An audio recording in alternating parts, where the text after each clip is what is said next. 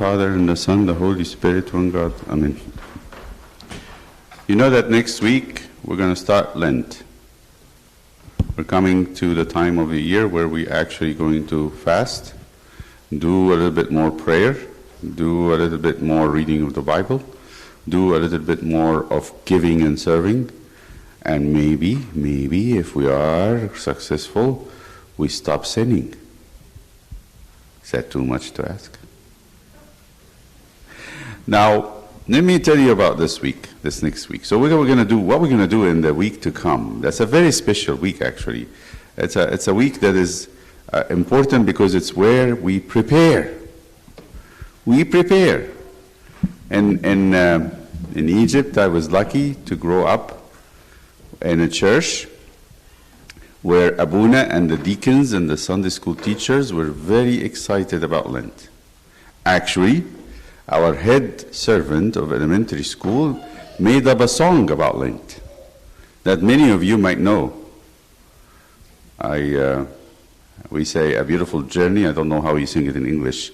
A beautiful journey with Jesus, the 7 weeks of Lent. And it goes every week, what we do in every week. And I'm saying that I'm lucky enough that I grew up with this head servant, and he was teaching us about Lent. I'll tell you about something you might be shocked to know, but when I was in middle school, I used to go, a little bit about history, memory. When was that? Middle school would be 45 years ago. 45 years ago, right?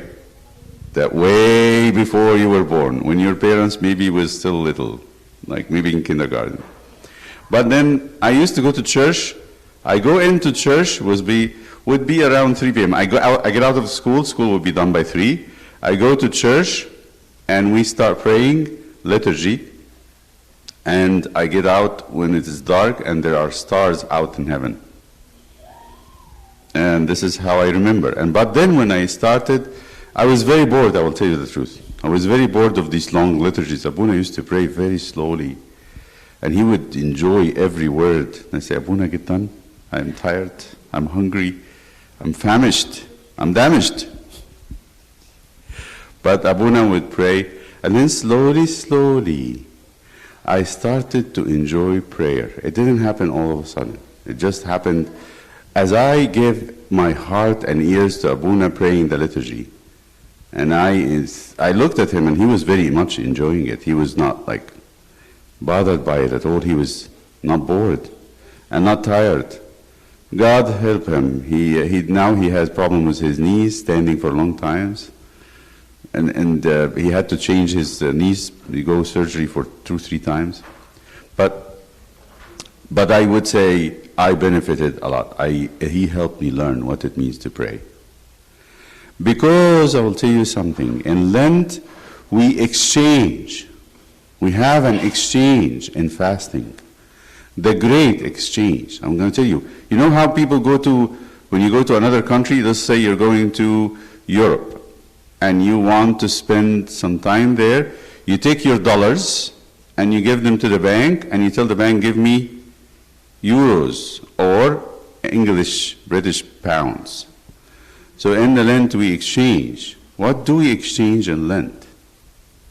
You give something and you take something, the great compromise. We call it the great compromise. Give a little, take a little. What do you give in Lent? You give up your lahma, meat, right? And you give up your cheese, right? Things you like. Pizza. Who doesn't like pizza? Who does not like pizza? Nobody doesn't like pizza. But we give up the most important ingredient, which is mozzarella cheese. That's a great invention. Mozzarella cheese. And so you're going to have to fill up on mozzarella before Lent starts, right? And then you give up your pepperoni or chicken, and you give up your steak, and you give up your ice cream, and all the things that you like. For what, Abuna? For what, Abuna, I'm going to sacrifice all these things? What am I going to get in exchange for this thing? What are we going to get? If I don't eat all the things I like, what I'm going to get in return? What do you think? Okay, can we start with the little ones? Yes, go ahead. Steve. What are we going to get in exchange? So I'm going to give up my food. What I'm going to get? When Abuna, this is not a good idea. Give up the things I like. How am I going to live? Tell me about what kind of life I'm going to live if I'm not going to eat my pizza and I'm not going to eat my steak and I'm not going to eat my chicken. What is that? What is it? Okay, David? Huh? Huh? Huh? Huh? The death and resurrection and ascension of Christ? What is that? What is it? So Jesus died and resurrected and ascended. Good for him. Right? All right. Yes. Yes. Feel it here. What am I getting out of it? Fasting. Is that good? I'm just fasting? Yes. Losing weight, maybe? We don't need to lose weight. Yes? Okay. Kareem, you wanted to say something? Fasting. All right. To lose weight? Okay. All right. That's a good idea. Good, good. You want to lose weight, all of you? No, I don't think you need to lose weight. Some of you already have a lot of weight to put on. Yes. Yes, Vera. What are we getting when we give up that stuff? There's something when my family fasts, we don't eat meat. Sure. But what are we getting?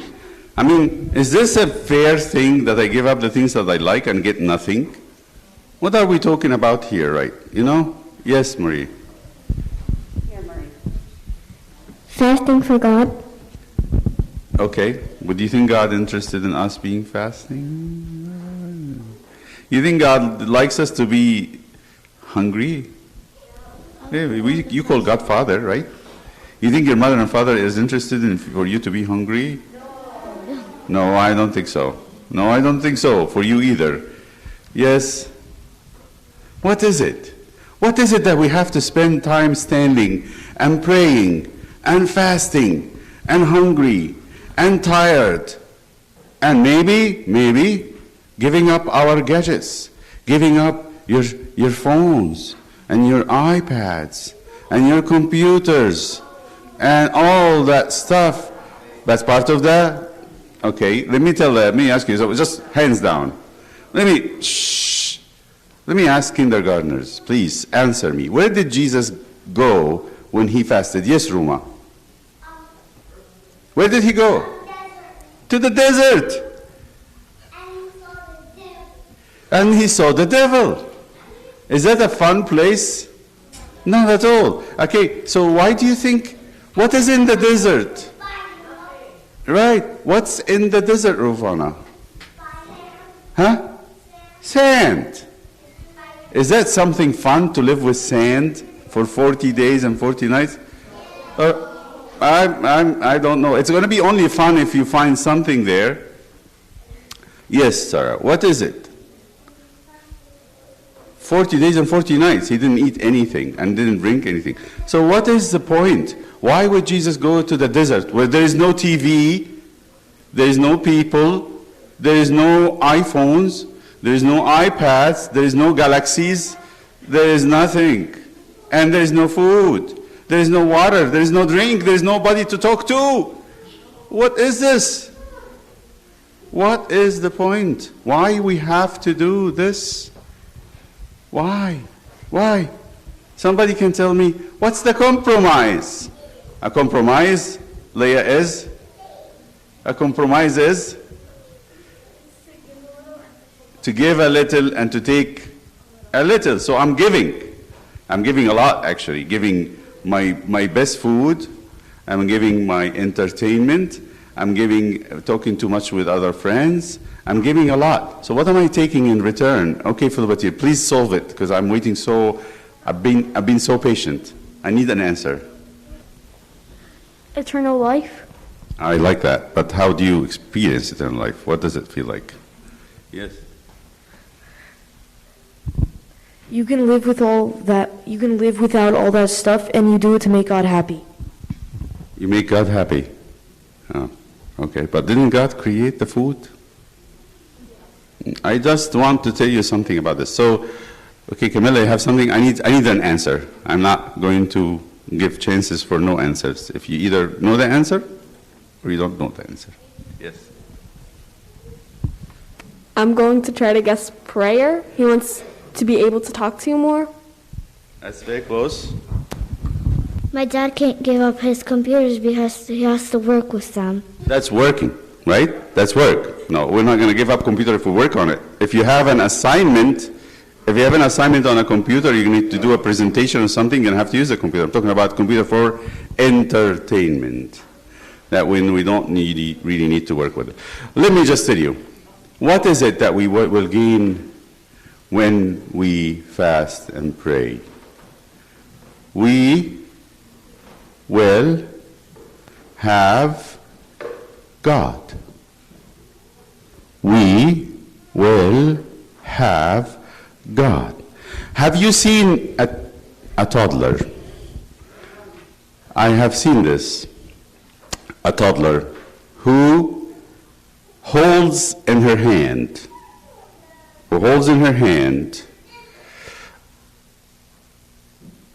a screwdriver, and she thinks the world of it. And the mother is holding in her hand a sandwich, and the mother is saying, give up the screwdriver so you can have your favorite sandwich. And what would the toddler say? No. Which is going to be better for her, the screwdriver or the sandwich? What would she do with the screwdriver? Put it in her eye? Make a hole in her sister's skin with it? Okay, so what we do sometimes is we are so busy thinking, our mind is holding on to pizza and meat. Our mind and heart is thinking, let me just say this, the day you fast, the only thing you keep busy thinking about is food. But then, if you are able to let go of food, who will come and live in your mind and heart? God. That's the whole point. It's an exchange. I'll tell you why. Because we cannot be busy with two things at the same time. Your little hand cannot hold two things. You're either busy with what you can taste and see and hear, or your mind and heart can be busy with God. You cannot have the two. And you cannot ever. Nobody is able. They tell you this, if you hear about people doing two things at the same time, they're lying. Nobody can do two things at the same time. Your mind is doing like a fast processor. You've heard about the processors. They jump from one thing to another. Have you ever tried, those older people of us try to download files from the internet? What happens when you download 2 files? Slow down. What happens if you download 10 files at the same time? It completely hangs up and it doesn't want to do anything. So when you're busy thinking about food and drink and things to watch and things to play and people to talk to, do you think you're going to have enough energy to seek God, speak to Him, and be filled with Him? Absolutely not. So I would recommend that for you to really make that discovery and make it early, very early, discover that you give what you give for a very great return. No one, I'm just going to let you know this, and then you have to understand it and keep it. No one can have God and the world. You have to pick and choose. God said He never said don't eat, but I say for you, Lord, so I can be with you, I'm going to stop eating for a while. I'm not going to think even about food. Not just to stop eating, not even to think about food.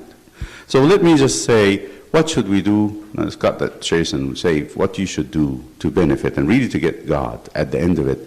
Because at the end of it, if you really stay with this program, I'm going to tell you from my own experience, if you really do the work of fasting, come Holy Week, you will feel everything Jesus is doing. Come the Holy Friday, you will cry with him on the cross. And then, like St. Mary, like St. John. And come the resurrection, you'll be so excited about his resurrection. I remember the days, the seasons. I never, I'm not going to be able to say I was not always very good in doing this. Some years I'm better than others. The year I did the fast, really did it, and I really did all put my energy into it, came Holy Week and came resurrection, I don't want to leave the church. I want to stay there. I felt very connected. I don't want to leave that place. But the years that I didn't do my job, what happened? It didn't matter. I wanted things to get done. I was in a hurry to get out of the church. So which way you want to do it? The more you put into the Lent, the more you get out of it. The less you put into the Lent, the nothing you get out of it. So be careful that when you fast, try to turn your mind away from food. Turn your mind away from the gadgets. Turn your mind away from the YouTube and all the things that would distract you. This is what the devil did for the world, to get our attention away from God. Don't forget. You all know the story of Adam and Eve. How did the devil get Adam and Eve to forget about God? What did he use? Thank you. This is very easy to think about. He did food. He used food to get them away from God. So they got their attention, heart, and mind away from God. So what should we do? Let me just tell you. Create memories. Make that Lent something to remember. Make a corner in your room or home. Get a little paper icon. You don't have to get a very big icon or something very fancy. And put it in a corner and say, whenever I go to my room, I'm going to look at this icon and say a prayer.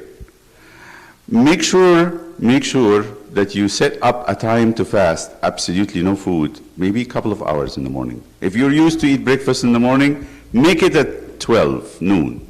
If you are watching TV and internet and all that stuff, cut it down for a certain number of hours and say, I'm not going to watch it for this hours. Maybe I cannot do it all the time because I have work to do on the internet. Maybe I cannot completely go from 24 hours YouTube, as I know some of you doing, to no YouTube. That's not going to happen. That's not logic. You're going to have to do it what? Slowly. Bring it down slowly until Holy Week comes, absolutely nothing. By the way, Holy Week comes, we're not supposed to do anything, not even watch a single minute of YouTube when it comes to Holy Week. But during the Lent, try to bring yourself down. Number 3. In number 3, you have to do an extra prayer. If you're praying in the morning and at night, add a third prayer during the day, even in the school, even for like 5 minutes, 2 minutes, even a short prayer. You're going to church once a week, ask your parents, let's go a second time. So what are we doing in the Lent? We're we're increasing our spiritual work so that you actually get fruit. So at the end of it, you are filled with God. This is not a joke. This is a serious business. And it's real. By the time you get done with this, you're actually going to be filled with God and you will know what it is to have God in you. And you will feel close to Christ. Yes, Nofer? I can't hear you. I think it is okay, but even when we come to Holy Week, we're going to have to bring down. The only thing I think you can do is watching the Passion of Christ, because we have to be very focused about Him in the Holy Week. But I would not recommend doing anything else. Yes? Huh? But that's what we're doing. You're eating the fasting things, no meat and no dairy, no cheese, and no milk, no ice cream, but we fast absolutely for at least 2 hours in the morning or 4 hours, as if you're going to church and attending liturgy. We do that in the Lent. Yes? One more thing to do is to focus on one thing that you know that you're bad at. So for example, you're not very nice to your parents. Lent is a time to be very honoring and never say anything bad to them or yell at them. With your friends, maybe you're gossiping. Maybe you bully other kids. Maybe you are not very nice to someone. You hate them. It's the time of the Lent that you start loving them and paying attention to this. So Lent is a time to quit bad stuff, whatever it is. It's the time to do that. Yes. Okay, Johnny. When we are fasting, we can't eat anything. There is absolute fasting. You do a little bit of that. But then the rest of the day, you can eat vegan. That's vegetables, fruits, right? Yes? No fish. Lent, no fish. No fish in Lent. That's first degree fast. Lent is the fast of all fasts. Yes? Huh? You eat rice, yes, because it's a plant. Rice, macaroni, veggie burgers, veggie patties. You eat bread. You eat olives. You eat anything made out of olive oil or corn oil or any kind of oil. Yes? If you like the vegan stuff, then go on Wednesday and Friday and don't have them. Yes. Wednesdays and Fridays, you cut. Wednesdays a little bit, and Fridays are a bit higher fasting than anybody else. So Wednesday, Fridays is where we actually need to go. That's why we do a liturgy in the afternoon, except for the school, because I want you all to be in liturgy, because it's very important. All right, let's finish.